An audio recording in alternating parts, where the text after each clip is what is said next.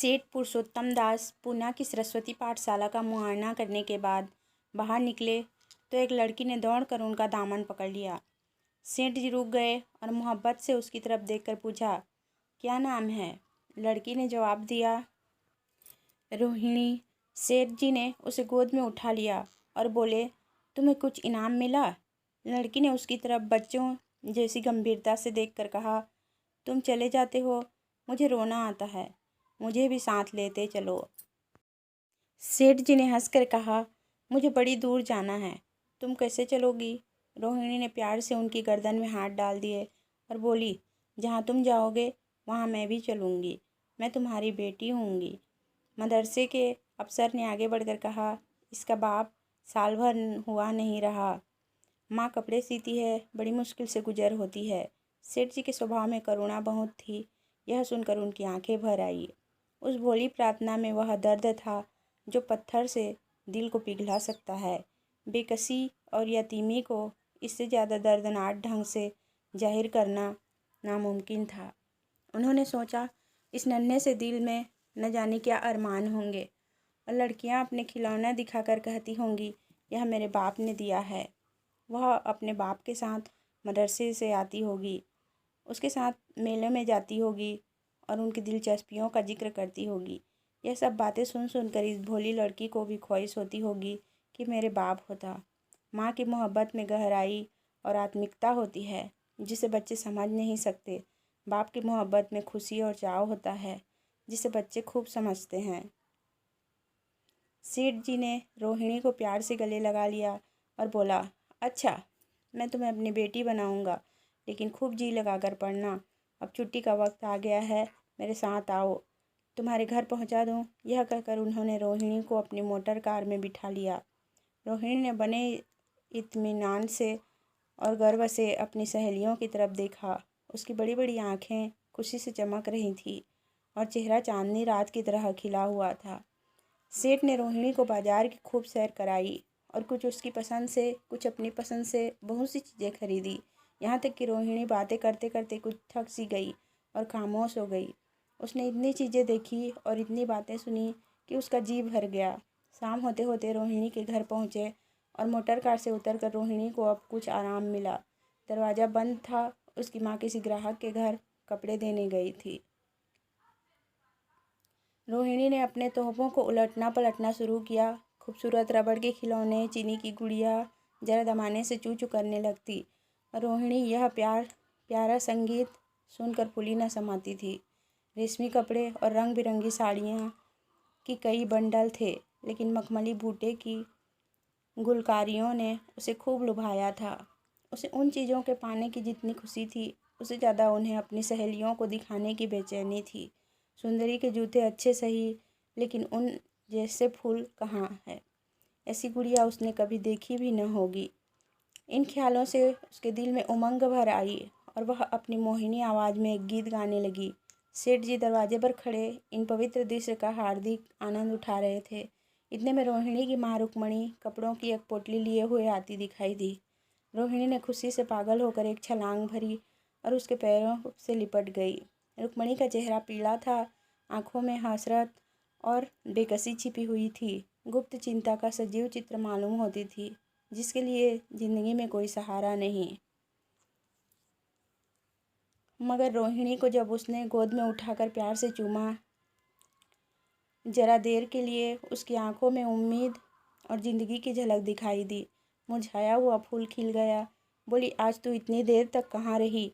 मैं तुझे ढूंढने पाठशाला गई थी। रोहिणी ने हुमक कर कहा, मैं मोटर कार पर बैठकर बाजार गई थी, वहाँ से बहुत अच्छी अच्छी चीज़ें लाई हूँ। वह देखो कौन खड़ा है। माँ ने सेठ जी की तरफ ताका और लजा कर सिर झुका लिया। बरामदे में पहुँचते ही रोहिणी माँ की गोद से उतरकर सेठ जी के पास गई और अपनी माँ को यकीन दिलाने के लिए भोलेपन से बोली, क्यों, तुम मेरे बाप हो ना? सेठ जी ने उसे प्यार करके कहा, हाँ, तुम मेरी प्यारी बिटिया हो। रोहिणी ने उनसे मुँह की तरफ याचना भरी आंखों से देखकर कहा, अब तुम रोज़ यहीं रहा करोगे? सेठ जी ने उसके बाल सुलझा कर जवाब दिया, मैं यहाँ रहूँगा तो काम कौन करेगा?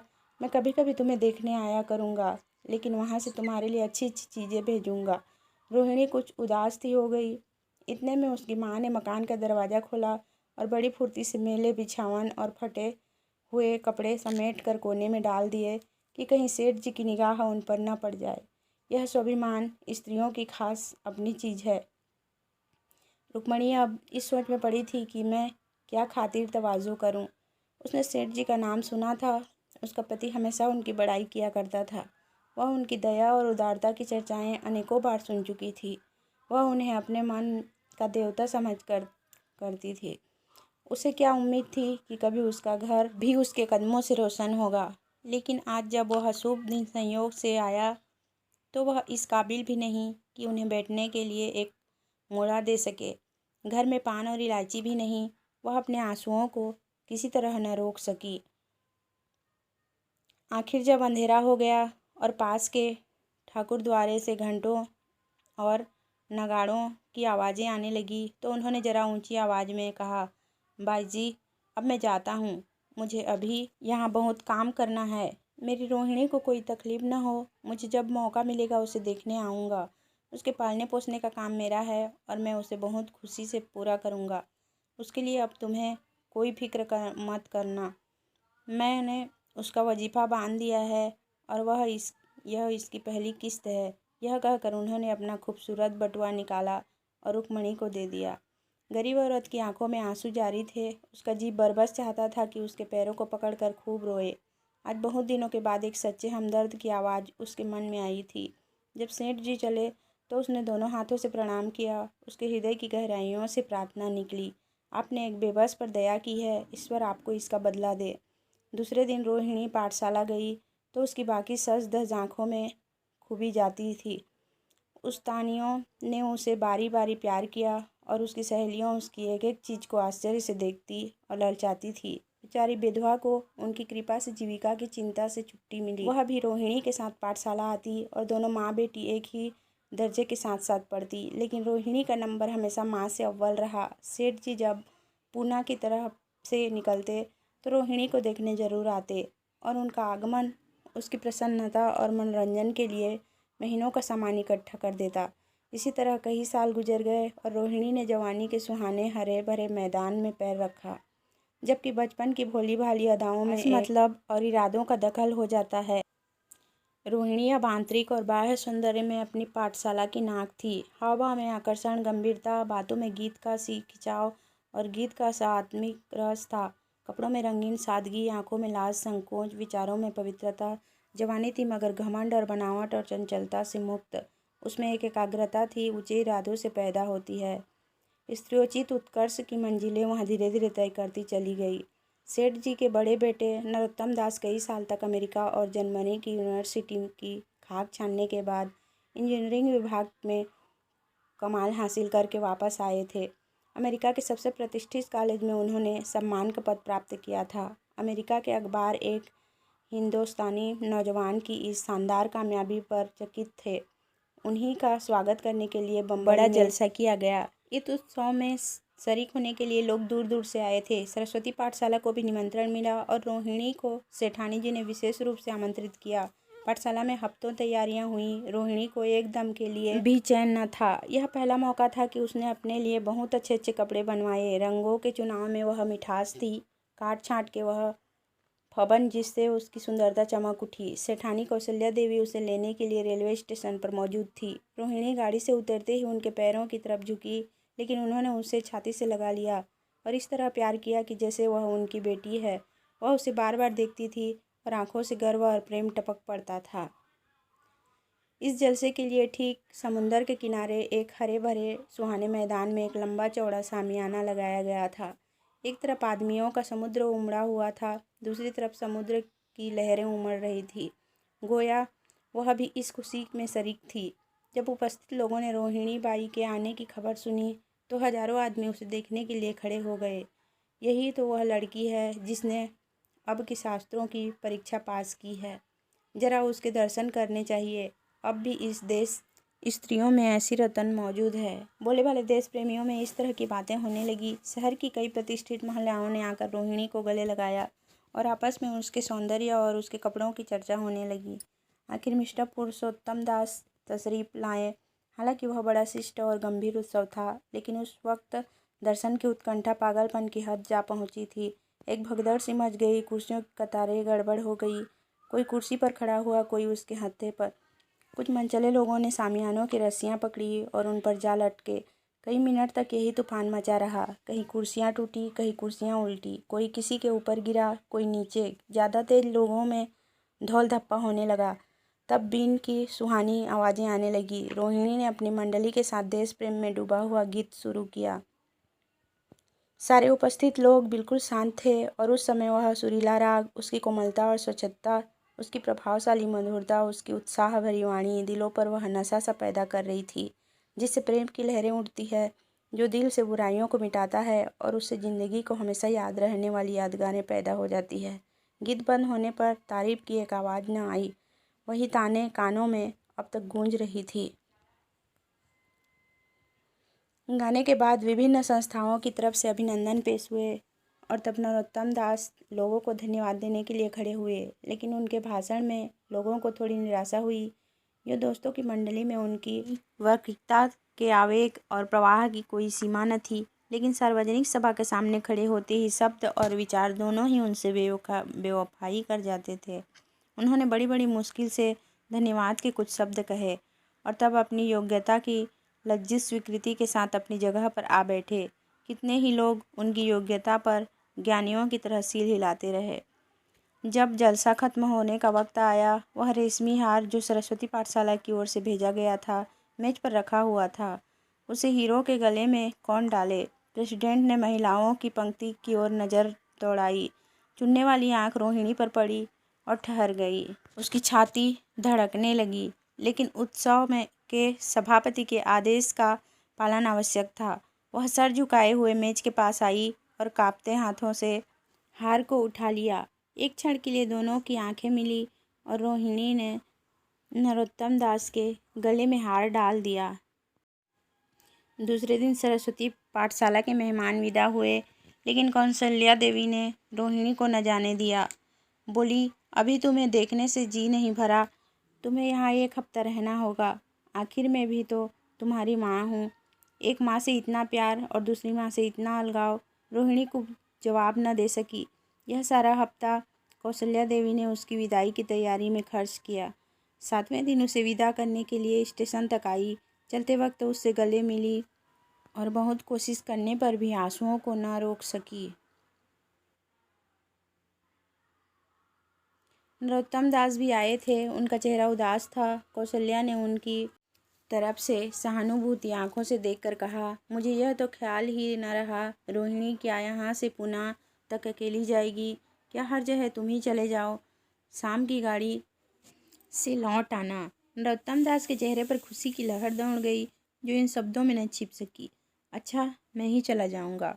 वह इस फिक्र में थे कि देखें विदाई की बातचीत का मौका भी मिलता है या नहीं।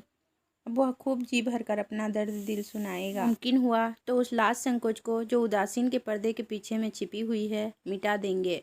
रुक्मणी को अब रोहिणी की शादी की फिक्र पैदा हुई। पड़ोस की औरतों में इसकी चर्चा होने लगी थी। लड़की इतनी सुहानी सयानी हो गई थी, अब क्या बुढ़ापे में ब्याह होगा? कई जगह से बात आई। उसमें कुछ बड़े प्रतिष्ठित घराने थे, लेकिन जब रुक्मणी उन पैमानों को सेठ जी के पास भेजती तो वह यही जवाब देते कि मैं खुद फिक्र में हूँ। रुक्मणी को उनकी यह टाल मटोल बुरी मालूम होती थी। रोहिणी को मुंबई से लौटे महीना भर हो चुका था। एक दिन वह पाठशाला से लौटी तो उसे अम्मा की चारपाई पर एक खत पड़ा हुआ मिला। रोहिणी पढ़ने लगी। लिखा था, बहन, जब से मैंने तुम्हारी लड़की को मुंबई में देखा है मैं उस पर रीझ गई हूँ। अब उसके बगैर मुझे चैन नहीं है। क्या मेरा ऐसा भाग्य होगा कि वह मेरी बहू बन सके? मैं गरीब हूँ, लेकिन मैंने सेठ जी को राजी कर लिया है। तुम भी मेरी यह विनती कबूल करो। मैं तुम्हारी लड़की को चाहे फूलों की सेज पर ना सुला सकूं, लेकिन इस घर का एक एक आदमी उसे आंखों की पुतली बनाकर रखेगा। अब रहा लड़का, माँ के मुंह से लड़के का बखान कुछ अच्छा नहीं मालूम होता, लेकिन यह कह सकती हूँ कि परमात्मा ने यह जोड़ी अपने हाथों बनाई है। सूरत में, स्वभाव में, विद्या में, हर दृष्टि में वह रोहिणी के योग्य है। तुम जैसे चाहो अपना इत्मीनान कर सकती हो। जवाब जल्द देना और ज़्यादा क्या लिखूं? नीचे थोड़े से शब्दों में सेठ जी ने उस पैगाम की सिफारिश की थी। रोहिणी गालों पर हाथ रखकर सोचने लगी। नरोत्तम दास की तस्वीर उसकी आंखों के सामने आ खड़ी हुई। उनकी वह प्रेम की बातें जिनका सिलसिला बम्बई से पूना तक नहीं टूटा था, कानों में गूंजने लगी। उसने एक ठंडी सी सांस ली और उदास होकर चारपाई पर लेट गई। सरस्वती पाठशाला में एक बार फिर सजावट और सफाई के दृश्य दिखाई दे रहे हैं। आज रोहिणी के शादी का शुभ दिन, शाम का वक्त, बसंत का सुहाना मौसम। पाठशाला के दारों दीवारों मुस्कुरा रहे हैं और हरा भरा बगीचा फूला नहीं समाता। चंद्रमा अपनी बारात लेकर पूरब की तरफ से निकला।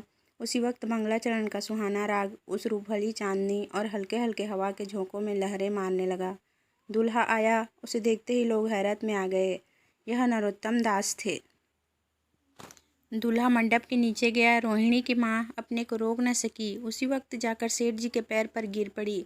रोहिणी की आंखों से प्रेम और आनंद के आंसू बहने लगे। मंडप के नीचे हवन कुंड बना था।